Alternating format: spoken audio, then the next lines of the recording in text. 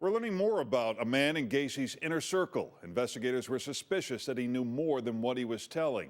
He's still living in the Chicago area, and now we've learned new information about him that has investigators taking a second look.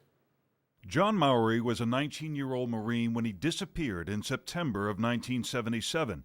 His friends tell WGN that one of John Wayne Gacy's construction workers moved in with Mowry 4 days before Mowry disappeared. Mowry's friends kept returning to his apartment hoping to find him. We contacted him trying to find out where John was at, and he'd be upset. He was glad that John was gone. He seemed like he had a little bit of a temper, he would get mad easily.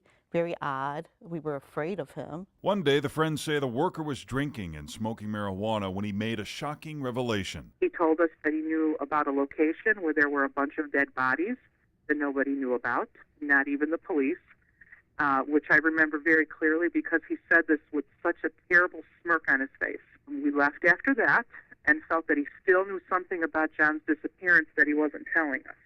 During the course of that time, this individual remained at Mowry's house and, in fact, tried to give away Mowry's dog, said he was glad John was gone, and then suddenly disappears himself. The worker was one of several who had access to Gacy's home office. The worker told investigators he dug trenches in Gacy's crawl space. He said Gacy told him the trenches were for pipes. He claimed he knew nothing about bodies being buried there, but officials were always suspicious. How could he be so close to Gacy and not know?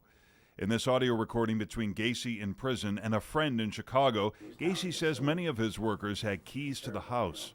We already know that were involved in the case. David and had keys to the house. In fact, they used the house when I wasn't in town. And none of them got locked up. Nope, they're still free. The friend who made the audio recordings has this picture of Gacy's home that Gacy painted in prison. He says the man peeking around the corner is the worker who helped dig the trenches that you can see depicted in the painting. A man who survived Gacy's attack, James Rignall, said another man was in Gacy's home when Gacy raped him. Rignall's description matches that of the worker. Gacy was arrested but never prosecuted, and then Gacy went on to murder 4 more young men. But prosecutor Terry Sullivan says they could never find strong evidence for the worker as an accomplice. We did have suspicions that at least one was working with him.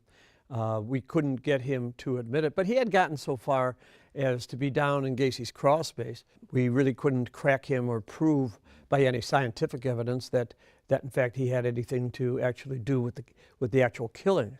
The worker has since served time in prison and is once again living in the Chicago area. The friends say they called police 30 years ago, and they've called investigators recently to tell their story again. Larry Potash, WGN News.